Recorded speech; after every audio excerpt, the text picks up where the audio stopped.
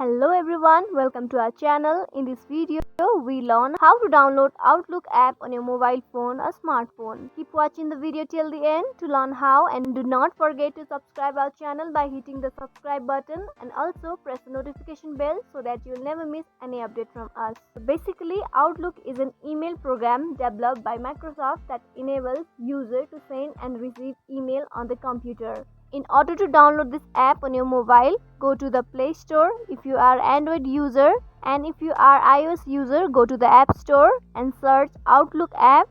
You can see the search button. Now you can type Outlook. Here you can find the app. Tap the install button.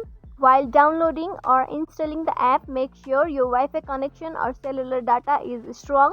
Once the installation is complete, you can open the app.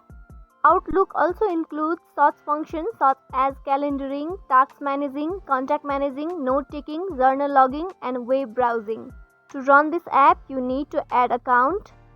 If you don't have account, you need to create new account. So this is how you can quickly download Outlook app on your mobile phone or smartphone.